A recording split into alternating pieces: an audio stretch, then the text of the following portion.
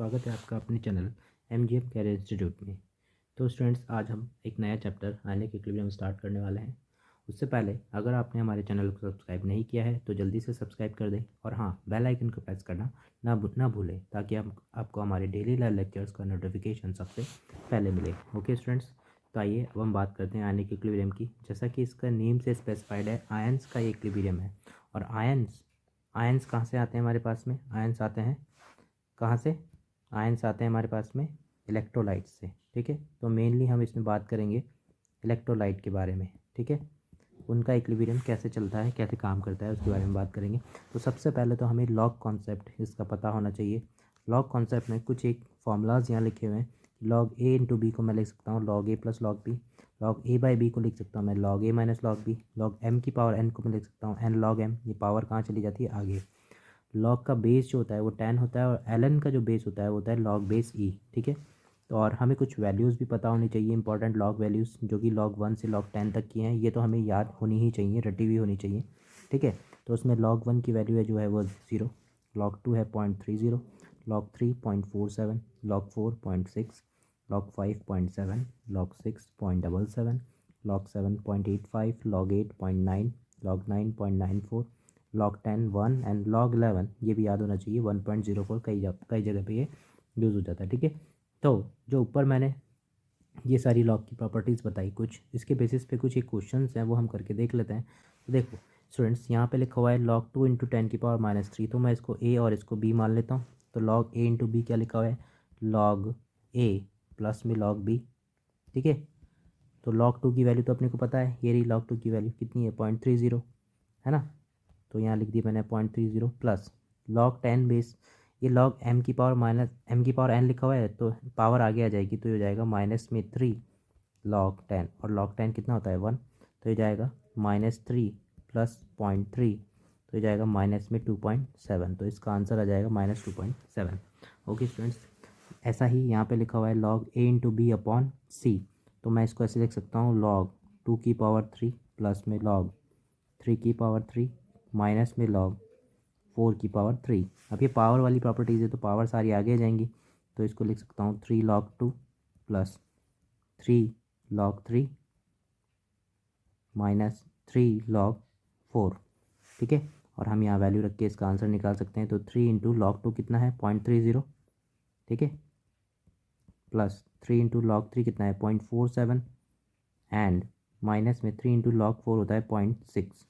इसको सॉल्व करेंगे तो हमारा ये आंसर यहाँ से निकल के आ जाएगा। नेक्स्ट यहाँ पे दे रखा है लॉग 3.2 इंटू 10 की पावर -3 माइनस 1.2 इंटू 10 की पावर -3, तो इसको मैं लिख सकता हूँ लॉग 3.2 माइनस 1.2 कितना हो जाएगा? 2 इंटू 10 की पावर -3, और ये क्वेश्चन मैं पहले सॉल्व कर चुका हूँ, ये रहा। ठीक है, तो इसका आंसर कितना आ जाएगा? माइनस में 2.7। सेम तरीके से इसको करेंगे। ओके स्टूडेंट्स, नेक्स्ट हम एंटी लॉग की तरफ चलते हैं, मतलब कैसे हमें उल्टा लॉग लेना है। तो हमें पता है कि जो लॉग 2 की वैल्यू 0.3 है और लॉग का बेस कितना होता है? 10 होता है। तो अगर मैं 2 की वैल्यू निकालूँ यहाँ पे इस 2 की, तो ये 2 की वैल्यू कितनी हो जाएगी? 10 की पावर 0.3। इसी तरह से मैं ये 3 की वैल्यू निकालूँ तो ये कितनी हो जाएगी? 10 की पावर 0.47। 4 की वैल्यू निकालूँ तो ये हो जाएगा 10 की पावर 0.6। 5 की निकालूंगा तो 10 की पावर 0.7। 6 10 की पावर 0.77। 7 जो है 10 की पावर 0.85। 8 जो है 10 की पावर 0.9। 9 जो है 10 की पावर -0.95 एंड 10 जो है वो 10 के बराबर रहेगा। ठीक है, यहाँ बेस सब जगह 10 है, इसलिए वैल्यू ये पावर में चली जाती है इस तरफ। ठीक है, तो इससे रिलेटेड कुछ क्वेश्चन हैं, उनको हम करके देखते हैं कि एंटी लॉग कैसे सॉल्व करते हैं। ये सब इसलिए बता रहा हूँ क्योंकि आगे जो भी क्वेश्चन आने वाले हैं वो सब लॉग पे सॉल्व करने वाले क्वेश्चन होते हैं। ठीक है, तो यहाँ से मुझे एक्स की वैल्यू निकालनी है अगर, तो मैं एक्स को ऐसे लिख सकता हूँ एक्स इक्वल्स टू 10 की पावर 10.3, बिकॉज यहाँ बेस कितना होता है? 10 होता है। तो एक्स इक्वल्स टू 10 की पावर 10.3। ठीक है, तो इसको हम लिख सकते हैं, कैसे लिख सकते हैं इसको? इसको लिख सकते हैं 10 की पावर 10। ठीक है, 10 की पावर 10 इंटू 10 की पावर 0.3 ऐसे लिख सकते हैं। ठीक है, अब जो ये 10 की पावर 10 है, ठीक है, और 10 की पावर 0.3, तो 10 की पावर 0.3 किसकी वैल्यू है? ये देखो 2 की वैल्यू है, तो ये आंसर आ जाएगा अपना, एक्स की वैल्यू जाएगी इसको तो लिख दूंगा 2 इंटू 10⁻10, ये अपना आंसर आ जाएगा। ठीक है, ऐसे ही एंटी लॉग, इसको एंटी लॉग की तरीके भी से लिख सकते हैं। एंटी लॉग 12.3 मतलब 10⁻12.3, इसको सॉल्व करूँगा तो ये जाएगा 10⁻12 एन इंटू 10⁻03, और 10⁻03 मतलब 2, और 2 इंटू 10⁻12 मतलब यहाँ पे एक्स की वैल्यू जाएगी 2 इंटू 10⁻12। इसको सॉल्व करेंगे इस तरीके से। नेक्स्ट लिखा हुआ है एंटी लॉग -6.4। ठीक है, तो इसको अब एक दूसरे तरीके से मैं आपको बताता हूँ। -6.4, तो इसको ऐसे लिख लो, log x equals to minus में 6.4। इसको सॉल्व करो तो इसको लिखेंगे -6 -0.4। ठीक है, फिर नेक्स्ट स्टेप में -6 -0.4 देन +1 -1, इससे कोई फ़र्क नहीं पड़ा। अब ये जो नेगेटिव वाली वैल्यू है इनको साथ में ले लो, तो ये जाएगा -1 एंड -6 -7 एंड 1 -0.4 कितना हो गया 0.6। अब ये जो नेगेटिव वाली वैल्यू है ये तो पावर में चली जाती है 10⁻⁻7, यहाँ पे x हो जाएगा। एंड लॉग में किसकी वैल्यू 0.6 के बराबर होती है, तो लॉग 0.6 किसके बराबर होता है, log 4। तो यहाँ पे हमारा वैल्यू आ जाएगा 4, तो ये जाएगा 4 इंटू 10⁻⁻7। एंटी लॉग सॉल्व हो गया। ठीक है, इसी तरह से एंटी लॉग -2.3, तो इसको मान लो कि log x equals to minus में 2.3 है ना, देन -2 माइनस में 0.3, देन -2 -0.3 +1 -1, माइनस वाली वैल्यू एक साथ तो ये जाएगी -3, और 1 में से 0.3 गया तो 0.7 बचेगा। ये 10⁻³ हो जाएगा, और 0.7 किसका वैल्यू होता है लॉग में 5 का, तो यहाँ से x की वैल्यू रहेगी 5 इंटू 10⁻³ इस तरीके से ये सॉल्व हो जाएगा। ठीक है, नेक्स्ट हमारा हेडिंग है pH and POH। pH and POH पोटांस फार्मूला हम इसका देखेंगे। pH का जो फार्मूला होता है वो होता है माइनस में log of H plus ion की concentration, POH equals to minus में log ऑफ OH माइनस की कंसनट्रेशन। इसी तरीके से अगर मैं pK लिखूँ तो वो जाएगा माइनस में log ऑफ K, और बेस कितना होता है इसका 10। ठीक है, यहाँ से अगर मुझे H प्लस निकालना हो तो 10⁻⁻PH, OH माइनस निकालना हो तो 10⁻⁻POH, और इसी तरह से K निकालना हो तो 10⁻⁻K। ठीक है, तो इन फॉर्मूले पे कुछ क्वेश्चन हैं, उनको करके देखते हैं हम। यहाँ पे मुझे H प्लस दिया हुआ है 10⁻⁻2 और PH पूछा है, तो PH का फॉर्मूला लगाऊंगा। PH इक्वल्स टू क्या होता है माइनस में log of H plus ion की concentration, PH equals to minus में log ऑफ 10⁻⁻2, -2 आगे आ जाएगा, -1 लगा हुआ है तो PH यहाँ से कितना आ जाएगा 2 इंटू log 10, और log 10 कितना होता है 1, तो PH यहाँ से सॉल्व होकर आ जाएगा अपने पास आंसर 2। इसी तरह से अगर PH दे रखा है और H प्लस पूछा है तो PH का फॉर्मूला क्या होता है माइनस में log of H plus equals to 5। ठीक है, log of H plus equals to 10⁻⁻5, sorry log of H plus equals to minus में 5, then H plus equals to 10⁻⁻5, ये आंसर आ जाएगा यहाँ से। नेक्स्ट हमें पूछा है pH इक्वल्स टू 4.3 है, then H plus OH minus and POH कितना होगा, है ना। अब ये POH क्या होता है, PH एंड मैं अभी के लिए केवल बता रहा हूँ कि जो PH एंड POH का जो रिलेशन होता है वो होता है PH plus POH equals to 14 at 25 degree Celsius. ठीक है, ये कैसे आता है क्या आता है हम अगले नेक्स्ट वीडियोज़ में इनको देखेंगे। ठीक है, तो PH की वैल्यू कितनी है 4.3, और हमें पूछा है H प्लस, तो PH पता है तो H प्लस कैसे निकलेगा। PH का फॉर्मूला क्या होता है PH इक्वल्स टू माइनस में log of H plus equals to कितना है 4.3, यहाँ से log of H plus equals to -4.3।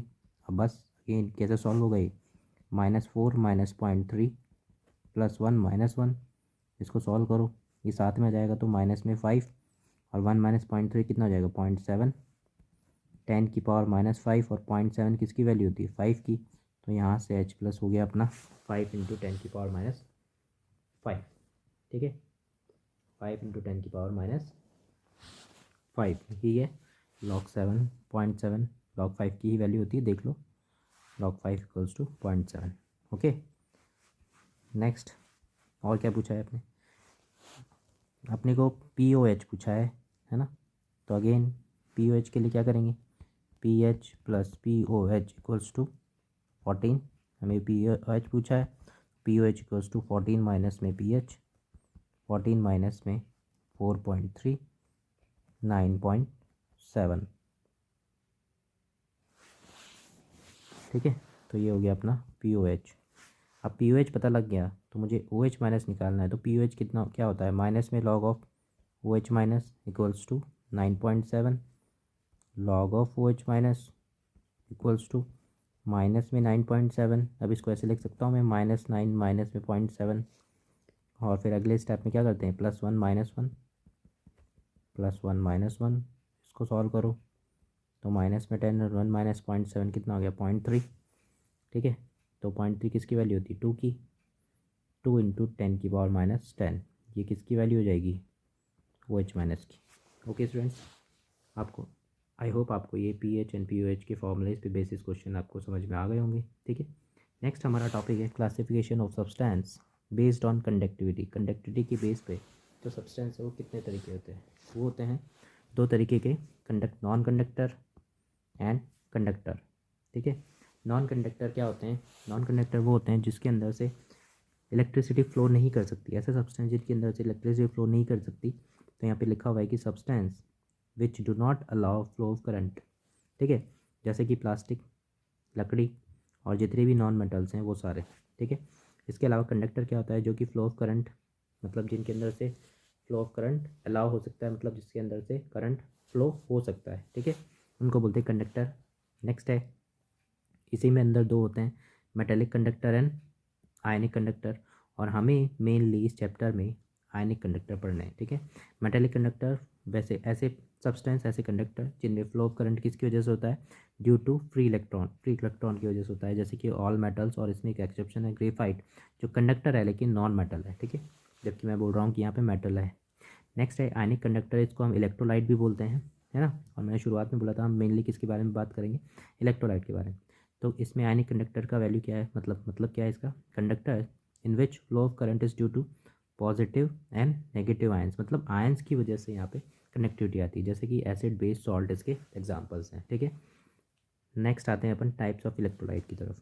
Types of electrolyte 2 तरह के होते हैं, strong electrolyte and weak electrolyte. Strong electrolyte जिनके लिए ब्रैकेट में लिखा हुआ है अल्फा 100% होता है, इसका मतलब क्या होता है कि ये कम्प्लीटली डिसोसिएट होते हैं। ठीक है, कम्प्लीटली डिसोसिएट होते हैं, मतलब ये अपने आयंस में पूरी तरीके से ब्रेक हो जाते हैं। ठीक है, electrolyte which are completely ionized या completely dissociate in its ion in aqueous solution known as strong electrolyte. ठीक है, जिसमें 3 होते हैं, strong acid, strong base and salt. Salt भी स्ट्रॉन्ग में आते हैं। और सॉल्ट जो होते हैं 4 तरीके के कॉम्बिनेशन से बनते हैं। कौन कौन से हैं वो, strong acid strong base, strong acid weak base, weak acid strong base and weak acid weak base.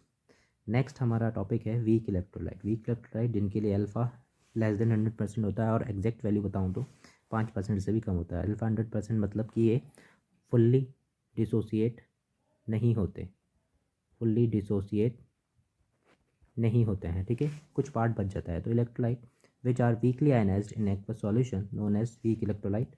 ठीक है, इसमें क्या क्या आते हैं, weak acid and weak base. ठीक है, इसके बारे में डिटेल में पढ़ेंगे। नेक्स्ट यहाँ पे मैं कुछ जो स्ट्रॉन्ग बेस है उनको डायरेक्ट यहाँ पे कुछ बता रहा हूँ, ताकि आपको पढ़ते पढ़ते ये सब चीज़ें याद हो जाएँ। ठीक है, वैसे जिनके लिए के एंड के भी डिफाइंड होता है वो सब किस में आते हैं, वीक में, और बाकी सारे स्ट्रॉन्ग। ठीक है, इनके लिए के की बी की वैल्यू दे रखी है, वो सारे वीक, बाकी सारे स्ट्रॉन्ग, लेकिन हमें याद होने चाहिए। ठीक है, तो यहाँ पे मैंने स्ट्रॉन्ग एसिड में कुछ एसिड्स लिखे हैं, जैसे कि HCl, HBr, HI, H2SO4, H2SO5, HNO3, HClO4 and picric acid. ठीक है, स्ट्रॉन्ग बेस में NaOH, KOH, RbOH, BOH2। Weak acid में HF, H2H, H2SO3, HNO2, H3PO2, PO3, PO4, HClO3, HClO2, HOCl, HCN, CH3COOH। And weak base में LiOH, BOH2, MgOH2, NH4OH, AgOH, ZnOH2, COH2, FeOH2, FeOH3, CrOH3, AlOH3 and NH3। ठीक है, aqueous solution में। तो आज के लिए बस इतना ही स्टूडेंट्स, इसके आगे का चैप्टर हम नेक्स्ट वीडियो में कंप्लीट करेंगे। आई होप आपको आज जो भी मैंने पढ़ा है वो समझ में आ गया होगा। Thank you.